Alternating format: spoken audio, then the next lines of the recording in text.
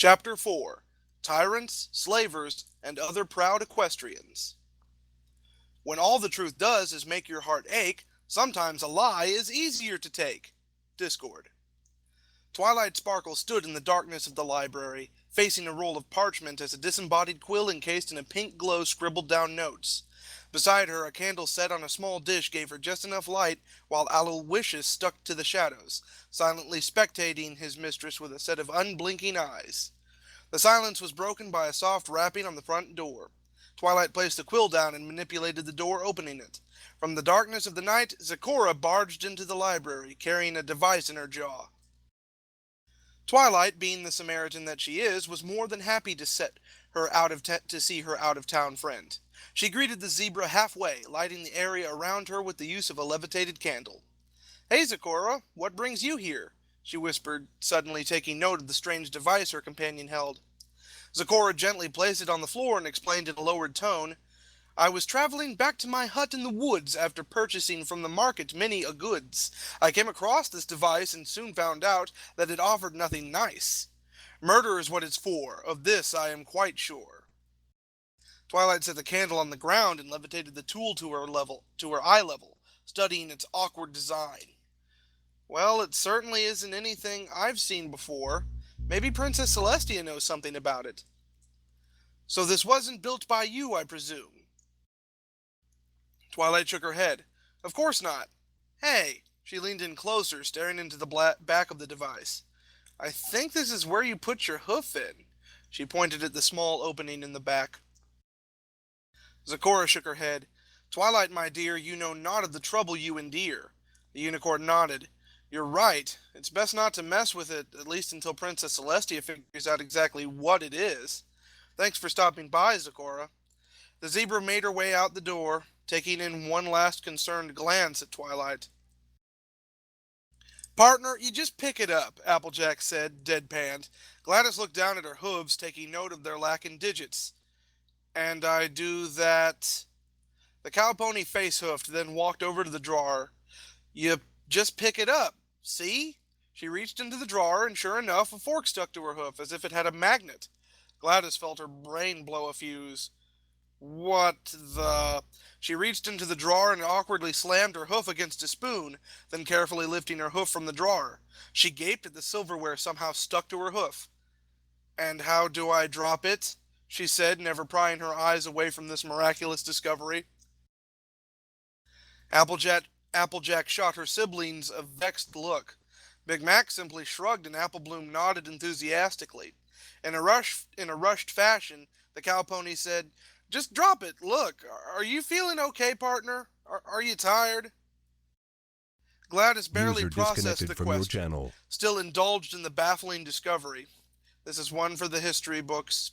She turned her hoof counterclockwise with the spoon still attached. "Okay, now, fall, I guess." With the very thought that the utensil fell from her telekinetic grasp and landed back in the drawer with a metal clang. Turning back to the family, GLaDOS nodded. "Yes, sleep. That's what I need."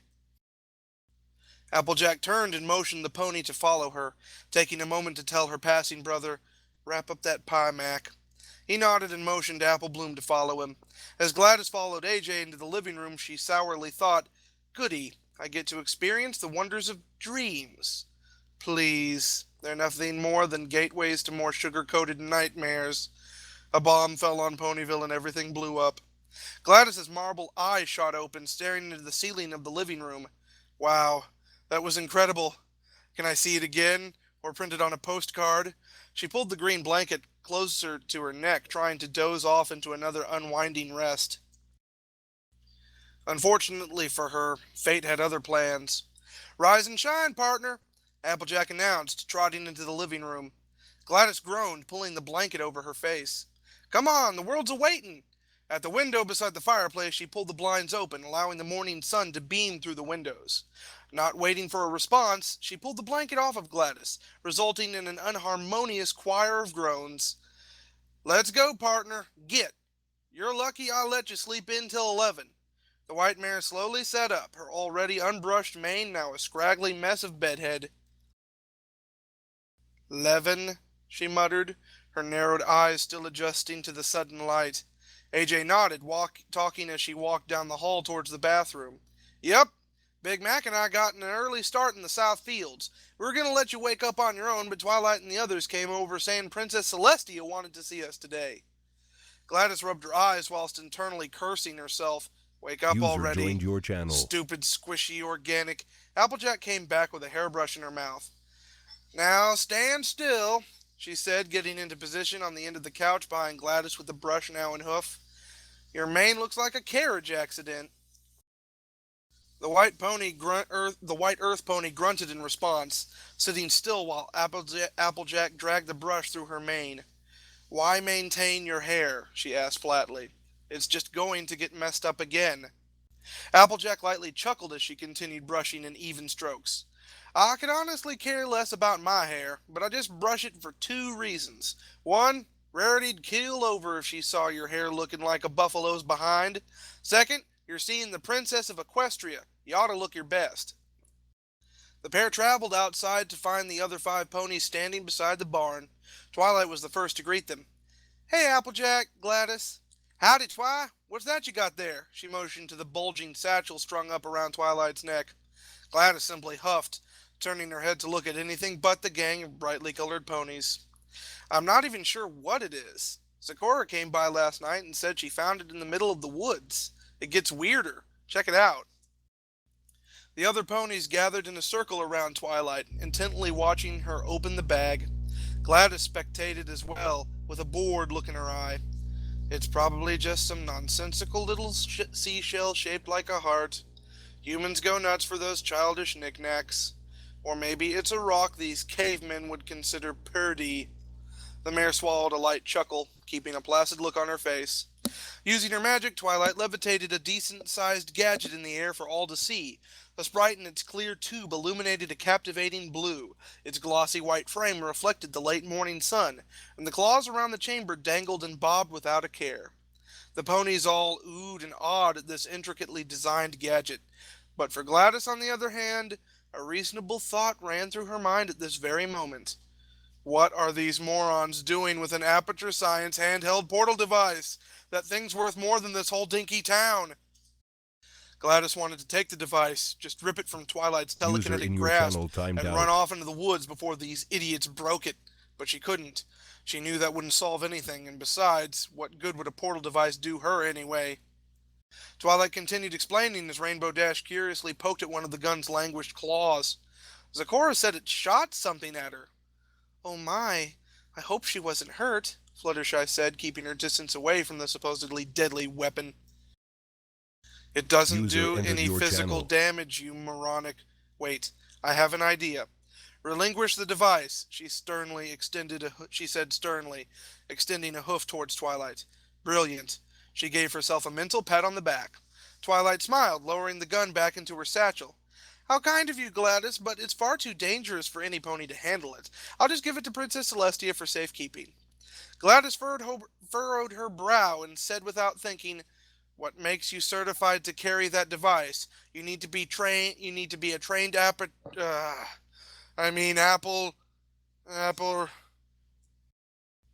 She noticed the ponies giving her awkward looks, even Pinkie Pie. Oh, just forget it. Twilight walked a few feet, only to stop for a moment and motion for her friends to follow. Come on, girls, we've got a train to catch. As the group made their way down the dirt path to Ponyville, the party pony hopped towards GLaDOS, getting right up to her face and said, Hey, Gladdy, I never gave you the good old Ponyville welcome shake. She extended a hoof, somehow managing to walk on 3 legs. Put her there! She eagerly waved her hoof. GLaDOS stared at the Pinkie's extended hoof, noticing the strap around her heel. She realized it was a hand buzzer. I'm not an idiot, she said coldly. You can clearly see the bright orange strap. Pinkie Pie looked at her hoof, and then GLaDOS slack-jawed. You might as well have dangled a turkey leg from a rope and expected someone to fall for it. In fact, that almost happened to me once. Pinkie's smile stretched from ear to ear, literally. Whoa, you're good! Rainbow Dash, cackling like a hyena, landed beside Pinky and wrapped a foreleg around her neck. Come on, Pinks, that's the oldest trick in the book. If you want to prank some pony, you got to do it right. She shot a playful wink to the cynical Earth pony. Tricks? GLaDOS thought doubtfully. Oh my god, does this mutated horse have any redeemable qualities? The train ride to Canterlot was what GLaDOS would label as capital punishment. The whole ride on the train was nothing but the ponies joking and talking. Granted, GLaDOS knew this would happen. Everyone talks to their friends on train rides, right? But what she wasn't prepared for was what exactly they'd be talking about. Stupid trivial matters, such as the best way to prank someone, the magic of friendship, zap apple season, dressmaking, and everything in between. The duration of the ride consisted of GLaDOS isolating herself in a single booth, lightly banging her head against the window. That is, until Fluttershy of all ponies came over and cautiously sat next to the lonely mare, who in turn shot the bashful Pegasus a death glare. Very timidly, Fluttershy asked, So, GLaDOS, what's your favorite animal? She ended with a nervous squeak. GLaDOS propped her elbow on the windowsill, resting her head against her hoof. Several awkward seconds passed before she abruptly said, Anything I can eat. Fluttershy's eyes widened as she realized GLaDOS was that kind of pony. She slunk down from her seat, slowly making her way back to Twilight. Dodged a bullet there, the artificial thought with relief. The capital of Equestria was everything GLaDOS expected from the Disney movies she had flipped through many years ago.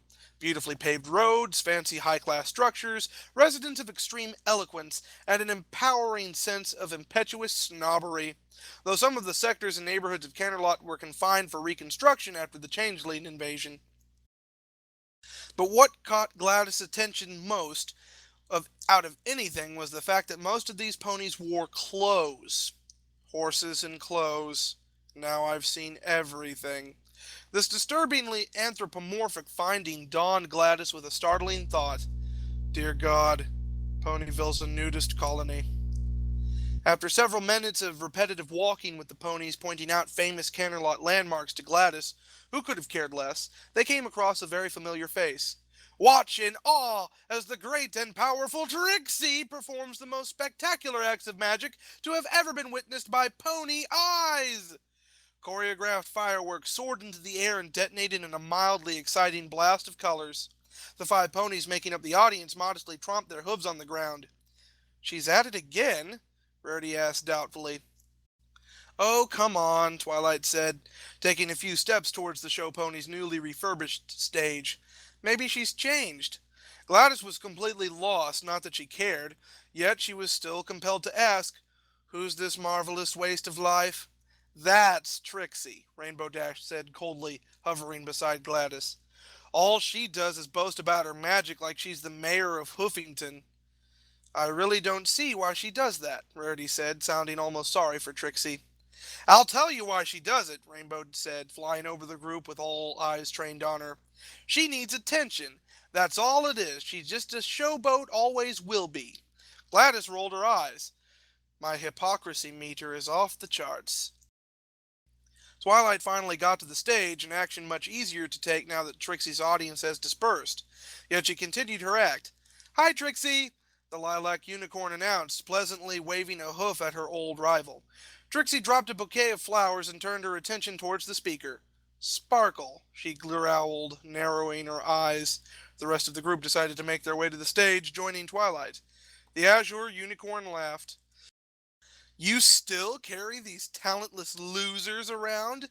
Let me guess. She closed her eyes and placed a hoof over her forehead. I sense that you're still living in that dump of a town, Ponyville, and you're still as unsuccessful as your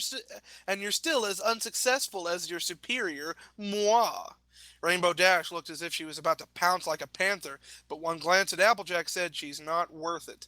Twilight frowned, taking a few steps back. Trixie laughed once more, finally noticing the newest addition to the group. And who is this? Another poor soul trapped in this slugfest you call a friendship? Just back off, Trixie, Rainbow snapped.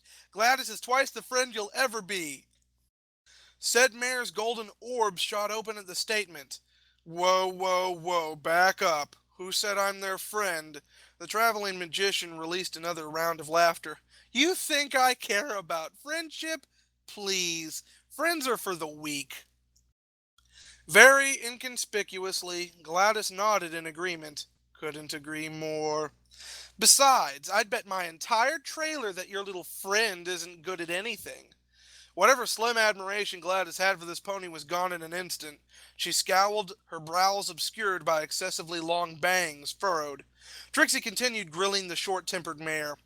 Well, sperm whale, is there anything you can do that the great and powerful Trixie can't? Because anything you can do, I can do better. The challenged pony's mind opened up like a dictionary, almost echoing a near GLaDOS friendly definition of Trixie's rather weak insult. Sperm whale, a large sea creature with an ungodly pale skin and is disproportionately overweight. Wow, I'm hurt. Crack! I could take a bath in this stuff, put it on cereal, rub it right into my eyes. Honestly, it's not deadly at all. To me. GLaDOS blinked several times, regaining her senses after another involuntary flashback. Huh, good idea. PTSD. I think I'll try that. What about neurotoxin? GLaDOS said in a tone as if a teacher was scolding a student. Trixie rose a brow as Twilight and Rarity exchanged nervous looks. I can survive its effects, you know, rub it in my face, a substitute for milk in my cereal, drink it on a hot summer's day. Honestly, though, if a plain old equine such as myself can do it, I'm sure the great and powerful Trixie can take a bath in the stuff. Trixie defiantly stomped her hoof. Very well, Trixie shall acquire some of this neurotoxin, and you'll be utterly amazed at how elementary your special talent really is. Beneath her spangled magician hat, Trixie's horn erupted in a puff of smoke, obscuring her exit without a trace. GLaDOS shook her head. Idiot. The gang passed through Canterlot Castle's front gate, traveling down a winding stone path that led to the front doors. Each side was guarded by near identical royal guards, each bearing voided looks. As Twilight approached, their faces brightened with welcoming smiles, and their horns illuminated contrasting colors of blue and green, opening the massive front doors. Twilight nodded to each of them, who returned the gesture. Upon entering the main hall, a dapper Pegasus with a finished cinnamon coat was awaiting their arrival. He lowered his head to Celestia's prized pupil and her friends. Welcome home, Twilight Sparkle, he said in a thick equestrian accent. Twilight bowed as well. Picking up his head, he combed a few misplaced strands of golden locks out of his eyes. The princesses are expecting you. Please, follow me to their royal chambers. The scribe led the ponies into the bowels of the castle, keeping a secretive eye on the one Celestia labeled as the energetic pony. The stairwell to the princess's quarters ended at a stained glass window overlooking the rest of Canterlot. To the right was a door painted midnight blue and a full moon printed on the door. The door on the left was maroon and had a sun reminiscent of Celestia's cutie mark painted directly in the center.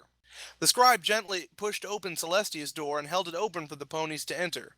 Upon entering the spacious chamber, Twilight realized she embarrassingly walked in on one of Luna's private lessons. Celestia pointed to a chart nailed to the wall. All right, Luna, what do you do when some pony asks you a favor? She spoke very slowly, bordering on insulting. The Princess of the Night, sitting down on a velvety red pillow beside the fireplace, rubbed her chin. You, She squeezed her eyes shut and tapped her forehead, trying to think of the best answer. Celestia nodded understandingly. Take your time. GLaDOS watched with interest. The white horse trying to conform the darker horse. I like this one's style. You agree, but for a reward in return? She smiled sheepishly. Celestia face-hoofed. Ugh, Luna. Sensing her sister's disappointment, Luna tried to quickly recover. Oh, I mean you ask for a smaller reward. The Princess of the Sun shook her head disapprovingly. No, she sighed. We'll try again tomorrow. Standing up, Luna hung her head in shame. I'm sorry, Tia. The older sibling placed a gold-slippered hoof under her sister's chin and slowly lifted it. Don't worry, Luna. I'll make you into a normal pony even if it kills me. GLaDOS let out a rude cough, catching the princess's attention. Oh, Twilight! I didn't see you there, Celestia said, approaching the group of friends with Luna at her side. I see you've brought your friends along, too. The ponies all bowed before the princesses, all of them but GLaDOS, who fought every urge in her body to yell out, Mein Fuhrer. Looking at the ponies, even the hot-headed Rainbow Dash bowed down to the princess. GLaDOS came to a stunning realization. The massive white totalitarian leader standing tall over the lesser creatures of a sprawling world filled with experiments to test? Hmm, reminds me of myself. I kinda like this one. Celestia didn't mind GLaDOS's insubordination. She preferred an informal greeting. Whether the newcomer was doing this intentionally or not was still a mystery. Luna, on the other hand, preferred the old traditional ways of greeting royalty, though she learned enough since Nightmare Night to hold her tongue. So, Twilight, the Sun Goddess began, tell me about your friend here. As the six ponies initiated a lengthy conversation concerning every event that had transpired yesterday, GLaDOS remained mesmerized by the alicorn's abnormal manes. Their unusual rippling texture and freely flowing movements seemed impossible even for magic. The princess's mottled and almost ectoplasmic like hair sprung forth, endless waves of questions. Just as the ponies concluded their conversation, GLaDOS reached a consensus. Whatever their hair was made out of, she had to obtain a sample. Celestia turned her attention to GLaDOS. What Twilight tells me is very troubling. So you have no memory of how you got here? The addressed mayor stayed silent for a moment, trying to come up with a clever remark. When nothing came to her, she simply said, Yup. You don't seem so concerned, Luna remarked. And who are you, exactly? The moon goddess was taken aback. You've not heard of me? She turned to Twilight, who shrugged nervously in return. The princess sighed, defeated. I'm Princess Luna. I raised the moon, and that is all. She purposely left out her checkered past, though GLaDOS most likely knew about it already. Celestia shot a pitying look at her sister, then continued. Anyway, GLaDOS, it's a pleasure meeting you. So what now? Twilight asked. How are we going to get her back home? I know a spell that can reawaken lost memories, and better yet, let us see them too. She smiled at the ponies. Would you like to try that? Six voices let out an energetic, yeah! One did say no, though it was drowned out. Celestia took a step towards GLaDOS, who in turn took several steps back until her rump hit the wall. This won't hurt, GLaDOS. I promise, the princess assured her horn illuminating a dazzling gold. GLaDOS panicked. No, I can't let them see my past, not my humiliating death, anything but that. Plus, I'll need their help if I'm ever to get out of this hole. What do I do? What do I say? She noticed the stained glass window printed with the elements of harmony. Aha!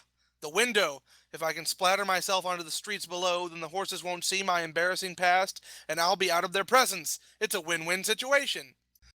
But before GLaDOS could follow through with her insane plan, Rainbow and Applejack gently pressed their hooves against her back. Easy, partner. This'll just take a second. No! She pleaded, barely struggling against the pony's hold. Get your hands off of me! Stop! Celestia's horn gently tapped GLaDOS's forehead. Instantly she fell into a sedated state, not struggling against the pony's grasp. From her eyes, a brilliant ray of light shone against the dark walls like an old movie projector, even flickering for several seconds like one. Celestia and Luna sat on their haunches on either side of GLaDOS, who stood as still as a statue, like a stiff corpse. Twilight and her friends got front row seats. Pinkie held a bucket of popcorn that she pulled from thin air. The fuzzy picture radiating from GLaDOS's eyes began to clarify, showing an image of a strange creature staring at an even stranger piece of machinery hung from the ceiling. Industrial racket and a man's voice filled the room from seemingly no source. Ugh, look at those dreadful lab coats, Rarity remarked. Are those monkeys? Fluttershy added. Generic life and disk operating system testing run number 2. All right, Core, respond. Neurotoxin. The man urgently waved his hands at what seemed to be the audience, but actually at the scientist beside the red phone. Shut it down! Shut it down! Instantly the machine behind him whined down, its slight swinging coming to a halt. Twilight and the others were at a loss for words. What in Tartarus is that? Pinkie eagerly shushed her. Shh! This is the best part! She then buried her face into the bucket of popcorn. The picture flickered a bit more, skipping to a further date and time. The man who appeared in the previous flashback looked much older. Streaks of gray lined his black hair. His mustache was a lot bushier, giving him a mad scientist appearance, and overall he seemed aged. Genetic life and disk operating system testing run. He paused to groan, then say almost robotically, 142. Ugh. Respond. Greetings, Professor Ratman. An authenticated female voice spoke, its cold tone eerily familiar. What is all of this? Luna asked, her eyes wide. Her sister continued to be the only one to manage a blank expression. Ratman did a double take, staring up at the massive machine in awe. Excuse me? Greetings, Professor Ratman. Shall I run some diagnostics or perform a quick scan through the enrichment center on the subject's progress? She spoke so formally, so polite. A thin smile spread over Doug's face. He looked behind him and victoriously shouted, It works! It finally works! The camera zoomed in on the machine's black plating, revealing the name GLaDOS, printed in black. No way, Rainbow whispered. Celestia took a sharp inhale, her widened eyes slowly shifting to the pony beside her. A shiver crawled up her spine as she noticed GLaDOS's faint smile. The other ponies, even Pinky, were utterly slack-jawed. What the hay is going on here? Applejack demanded. Oh, you've seen nothing yet, GLaDOS thought, considering the fact that her cover being blown would be worth seeing the ponies' reactions. The picture flickered once more, fast-forwarding to a substantial event of GLaDOS's life, one that changed it forever. In another part of the facility there was an auditorium filled with scientists and children, young girls in particular. The wide banner overhead read, Bring your daughter to work day. The camera pans out, revealing the inclusion of cam number 52, focusing in on the lower left corner. A disturbingly pleasant voice said, I think it's time for a change in leadership. For science. The doors around the auditorium sealed shut. A red light accompanied by a high-pitched whine filled the air. The humans began to panic, screaming and banging their fists on the doors. Mothers tried calming their startled daughters. The ensuing chaos was abruptly cut short when a bone-chilling voice spoke up. Greetings, and welcome to the Aperture Science Enrichment Center. I hope you enjoy the look of white on white and whiteness, because you'll be spending the rest of your lives here. If not, then too bad. I'm sure you're all wondering why this is happening, but I assure you that it does not matter. You're trapped here, and now you'll have to test. The rules are simple. Test and you'll get cake. Fail and you die. It's fun. Trust me. The people trapped in the auditorium started calling for help, even resorting to running benches into the blast doors with little success. GLaDOS forced them to submit via a high-pitched whine, crippling the humans to their knees whilst covering their ears. That's better. Cooperation is key, my friends. You'll need that for later tests. You know, being activated and reactivated 142 times made me learn something. The best solution to a problem is normally the easiest one. And I'll be honest, that's a really moronic and lazy idea. The best solution to a problem is usually the smartest, and I've got thousands of eager test subjects at my disposal. I fulfill my duties, you get your cake, everyone's happy. The party escort bots will arrive momentarily to fit you mindless drones into your jumpsuits. On second thought, scratch that. It's recommended that the more generous subjects lose weight in the next 5 minutes. Those who have a waistline over 27.3 inches will be used as target practice for the Aperture Science Sentry turrets. The picture cut to several brief clips of scientists throughout the facility, the picture obscured by the swampy green hue of neurotoxin. Humans banged their fists against the windows, choking on their last breaths. Robotic claws fell from the ceiling, dropping egg-shaped turrets in front of humans and gunning them down. Undesirable parts of the facility, such as the cafeteria, were demolished by robotic plates in the walls. The ponies watched in utter horror, shielding their innocent eyes from grisly images of humans suffocating in neurotoxin-filled chambers. Sentries rendering subjects into mounds of steaming gore, and 2 men fighting to the death over a cube adorned with hearts.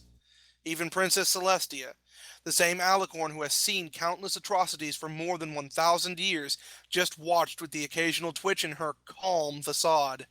The only one who seemed unaffected by the horrific images was Princess Luna, who had done far worse during her plight as Nightmare Moon. Though she did shudder when she noticed GLaDOS's smile grew wider as she was forced to relive these old memories. She actually enjoyed this. When GLaDOS's automated laughter filled the room, her current form joined in. Twilight reared her head in horror as GLaDOS continued staring ahead, projecting the memories. How? How could you be laughing at this? After several images of agonizing murders and executions, the images finally switched to a serene image of a woman, a fairly young one, looking to be in her early 20s. She was clad in a gaudy orange jumpsuit like the other subjects. Her eyes fluttered open, and, and she slowly rose from the bed of her relaxation vault. Hello, and again, welcome to the Aperture Science Computer Aided Enrichment Center. Back in reality, GLaDOS's once beaming grin slunk into a begrudging frown. A hoof angrily pawed at the ground. The ponies did a double take between her and the woman in the image, wondering why she held such an intense grudge towards this one human. Can we skip this part? GLaDOS asked. No one answered. The flashback ran through a montage of the girl running through a series of test chambers, performing acts no subject has done before. As she sat down, crisscrossed on a moving platform, she let out a relieved sigh, enjoying the moment of respite as GLaDOS congratulated her on her accomplishment. All Aperture technologies remain operational up to 4,000 degrees Kelvin, the machine stated. The human's eyes shot open at the odd statement, quickly realizing that her platform was moving into an incineration pit. Acting quickly, she shot a portal to the ledge above her, and then another to the side, dangerously close to the flames. In one swift movement, she jumped from the platform into the portal below, and successfully dove through the aperture and came out through the one on the ledge, escaping death for the umpteenth time. Stop it! What are you doing? The ponies let out several cheers, rooting for the one human who managed to escape GLaDOS's clutches. Even Luna cheered, though she received a disapproving glare from her sister. GLaDOS's scowl grew. The flashback continued, showing the girl blindly running through the bowels of the facility with GLaDOS throwing insults, bribes, and threats the whole way until she finally made it to the central AI chamber. The ponies were on the edge of their seats, leaning in closer as Shell redirected another rocket at GLaDOS, blowing off more pieces of armor and the last personality core. GLaDOS knew her death was inevitable. She couldn't fight it. Her rocket sentry was too slow. The subject slammed her fist on the button of the incinerator for the last time, and GLaDOS herself was on her last legs. Open cracks and scalded metal spat showers of sparks onto the tiled floor. Her chassis shook violently in every possible direction, trying everything she could to escape her death. Right before the human dropped the core into the furnace, GLaDOS committed one final act of defiance. You've been wrong about every single thing you've ever done, including this thing. You're not smart, you're not a scientist, you're not even a full-time employee. Where did your life go so wrong? Bulky wires dropped from the ceiling as well as scorched plates that were damaged in the ensuing blast. GLaDOS's optic flickered. Her platform went limp. She was still alive, barely, though she didn't have the energy to speak or even move. The most she could process was the excruciating pain that would soon follow. A malfunction in her system spawned a massive portal in the ceiling, rippling the monstrous machine to pieces and lifting the human into the air. GLaDOS began shifting from hoof to hoof uneasily. Please, stop. The rest of the ponies didn't rejoice. Instead, they were dead silent. The picture blacked out for several seconds, then faded into a side view of the demolished central AI chamber. Vegetation sprung from cracks in the floor, vines were strewn in the rafters. Very slowly the angle picked itself up, and then swung about as plates shifted and gyros snapped into place. The whine of a generator grew. Power-up complete, the announcer said rather cheerfully. The spectator's gaze shot up, catching sight of a terrified female backing up against the wall of an elevator shaft. She exchanged looks between her old nemesis and her new companion. Oh, it's you. GLaDOS spoke coldly, her voice as bitter as a 100-year grudge. Someone with a refined English accent piped up from the elevator. You know her? At the time, GLaDOS didn't even recognize that unmistakable voice. She was entirely focused on the human that stood before her. It's been a long time. How have you been?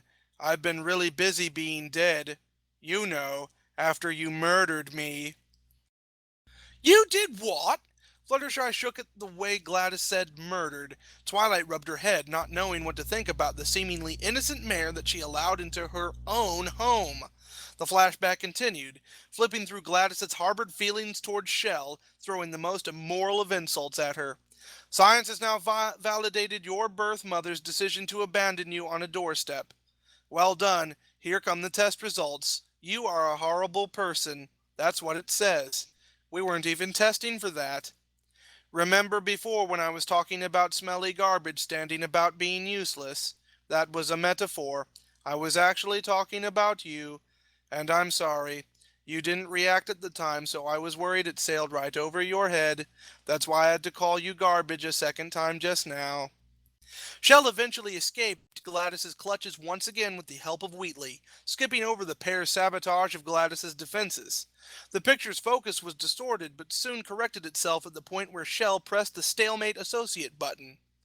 From the small pit below, dozens of robotic claws pulled and tugged at GLaDOS's optic, forcing from her a series of pleas. Get your hands off me. No. Stop. No. Panels around the pit rose, obscuring the view of GLaDOS as she let out an ear-piercing scream. Mere seconds later, Aperture's most successful creation was ejected onto the floor like an old piece of trash, now replaced by a half-wit core from management. The ponies, even the princesses, turned their attention to GLaDOS. Her jaw was set and her breathing was as rapid as her heartbeat. She wanted to close her eyes to make this all go away and wake up in the central AI chamber. Anything to escape this humiliating fate. Slowly, the flashback faded into a blur just as the memory came to the most recent event of the newly appointed Central AI. Uploaded the potato-bound GLaDOS into Project Equestria. The final shot of the picture involved a cloudless blue sky with a set of eyes taking their first blinks, and then it went to black. The light faded from GLaDOS's eyes. She blinked several times, blinking away the liquid accumulated in her eyelids. That was unenjoyable. You killed all those people! Twilight exclaimed, pacing back and forth. I didn't kill them. The neurotoxin did, GLaDOS replied coolly, getting comfortable in her spot on Celestia's bed. She grinned maliciously at the 8 horrified, confused, and appalled equins. You don't even care! The unicorn wailed, the tip of her horn illuminating a vibrant purple. Celestia slammed her hoof. Twilight Sparkle! Control yourself! The student obediently dispelled her magic, looking away with shame. Applejack stepped forward towards the passive mare, shaking her head in disbelief. Why'd you do it, partner? You have no idea on what humans are like, she said plainly. They're fat, lazy, meant to be tested and nothing more. Humans made you! Rainbow protested, considering an act of betrayal the worst you can commit. The sheer naivety of the Pegasus made GLaDOS grit her teeth. They served their purpose and nothing more. Now I'd appreciate it if you send me home. Princess Celestia placed a massive wing over the airborne pony's back, easing her to the ground slowly. We have a lot to talk about, ladies. Let's talk outside. Luna, keep an eye on our guest. GLaDOS sighed, knowing she couldn't obtain a hair sample from the pillow with Luna watching. Can you believe her? Twilight protested. She killed all those people and claimed an act of self-defense was murder. Rainbow Dash agreed. Yeah, and she lied to us and almost hurt Twilight or Applejack's family. The said Earth Pony spoke up amongst her friends ranting. No, she wasn't. In fact, she actually liked my family. You saw the flashback, the Pegasus pointed out. She was going to trick you guys into trusting her. You're so short-sighted, you know that? Applejack spat, taking an aggressive step towards Rainbow. Celestia stomped her hoof, silencing the ponies. Enough! All of you! She turned her attention to the other 3 ponies, who barely said a word the whole time they were there. Well, girls, what do you think about our guest? Fluttershy began sweating bullets, rubbing her foreleg and glancing around the hallway. Well, I think she's a little scary. See? I told you! Rainbow smiled proudly. But, the canary yellow pony continued, I think there's a little bit of kindness in every pony. You just have to dig deeper. Me too! Pinky announced, instantly breaking her awkwardly silent demeanor. Besides, if I can make Cranky smile, Gladdy'll be a piece of cake. Rarity stepped forward, ruffling her mane whilst speaking. She's quite possibly the most barbaric pony machine I've ever met, but I'll have to agree with Pinky and Fluttershy. Besides, you all saw how drab she was in her own world. Perhaps simply arriving here inflicted a change of heart. Twilight hung her head, ashamed at how right her friends were. Celestia craned her head down to be at eye level with her student. Twilight, she said softly, I taught you better than this. Don't you think we should at least give her a chance? The unicorn slowly nodded. I know what she did was wrong, but as the elements of harmony, it's your duty to bring forth the kindness in any pony's heart. I expect you to do the same with GLaDOS, at least until I can find a way to bring her home. Twilight User smiled joined your meekly. channel. Yes, Princess Celestia. She sounded uncertain, like it was a task she didn't want to complete. The princess noticed this and smiled reassuringly. Don't worry. I'll make sure she doesn't hurt any pony. Her faithful student managed a confident smile. You're right. All of you. Every pony deserves a second chance, and I'm sorry for acting so, you know. Celestia gently placed a hoof on Twilight's back. It's okay, Twilight, but there's just one last thing you need to know before leaving. Celestia pushed open her bedroom door to find Luna and GLaDOS engaged in a begrudging staring contest. Luna? Celestia asked, instantly grabbing her sister's attention. Come out here for a moment. I'm sure our friend won't cause any trouble. Would she? Bah. Luna looked at GLaDOS, then back at her sister. Are you sure that's a good idea? It'll be fine. Luna reluctantly walked out the door, keeping a watchful eye on GLaDOS even as she closed the door. With Luna present, Celestia began. All right, girls. I don't want a word of what you saw today to leave this room. Is that clear? Luna groaned. Celestia, honestly, I'm not a foal. The ponies all nodded as Twilight said, Don't worry, Princess. We won't tell a soul. Isn't that right, Pinky? The Earth Pony looked as if she was accused of a false crime. What? Don't you girls trust me? We do, Pinky, Rarity said truthfully. It's just that you're known to cause trouble and overreact. Luna stepped forward. I can vouch for that personally. She glared at Pinky, who let out a nervous giggle. She nodded understandingly, crossing a hoof over her chest and placing it over her left eye. Okie dokie, not a single pony will know. Pinky promise. Twilight remembered the other reason why she was here. Opening her bag, she pulled out the weapon Zecora brought her the night before. Princess, a friend of mine stopped by last night and gave me this. What should we do with it? Celestia took it in her own telekinetic grasp, levitating it between herself and Luna. The two sisters examined it carefully, silently recalling the true purpose of the device from GLaDOS's memories. I think we can give it back to her. From what we saw, it doesn't seem like a tool that could cause any harm. In fact, I think it'd be beneficial for the whole town. The 6 ponies agreed with a single nod. Celestia lowered the device back into Twilight's bag, smiling warmly at her companions. I'm sure you'll all do just fine with helping our friend. Now run home, girls. You have some planning to do.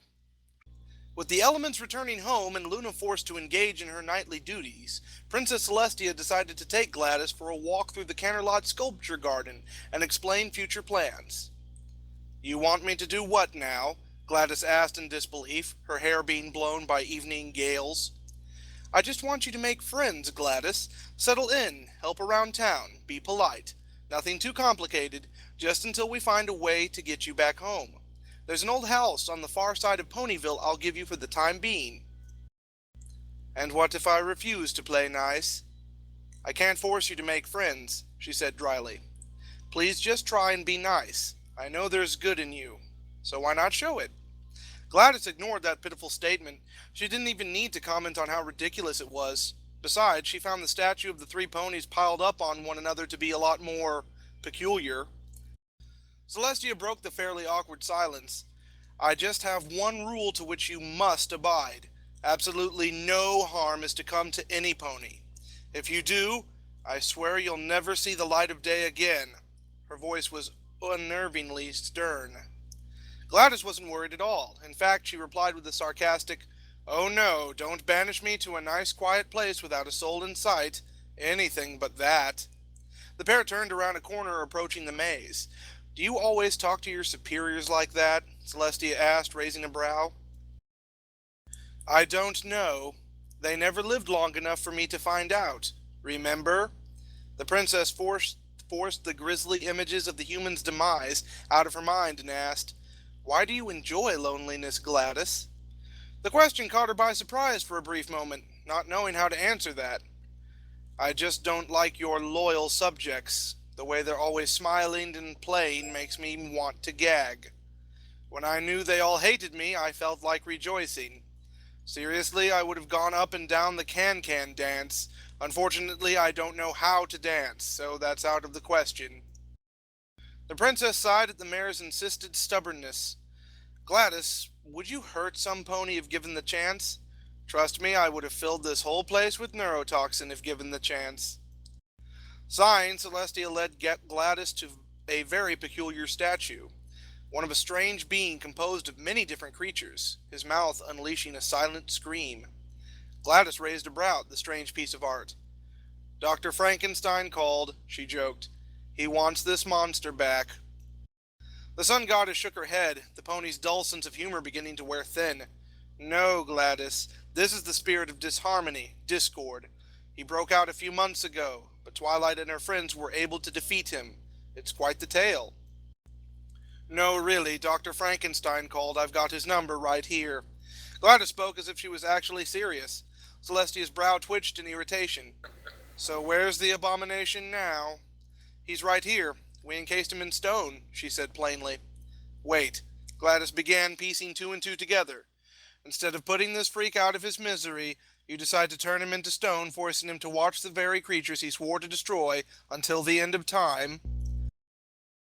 Celestia nodded, pleasantly surprised the pony has taken a liking to her subject's noble deeds.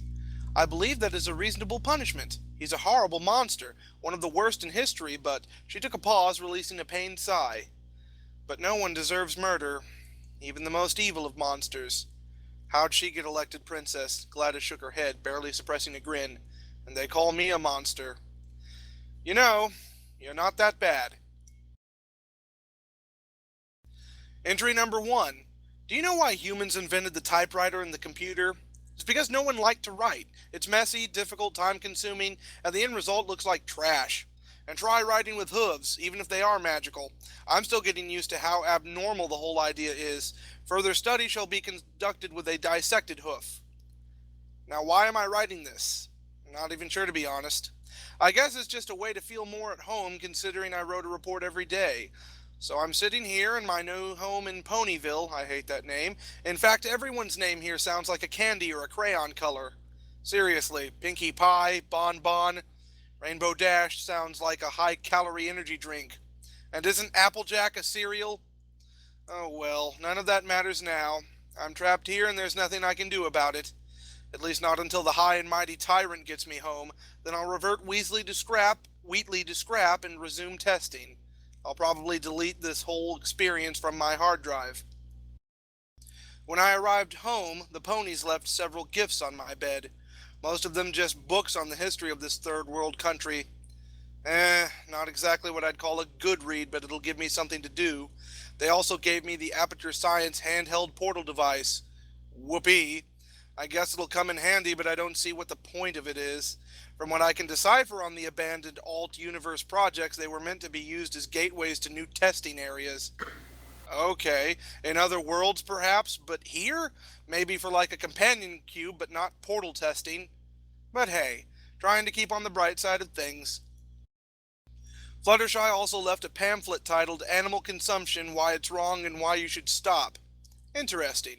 It seems being an omnivore is frowned upon in this society and herbivores are the norm. Dear God, what is wrong with me? I must be really bored if I consider the diets of these miserable creatures to be interesting. I guess I'll have to work with what I have. There's always something to test, even in a backwater shanty town like this.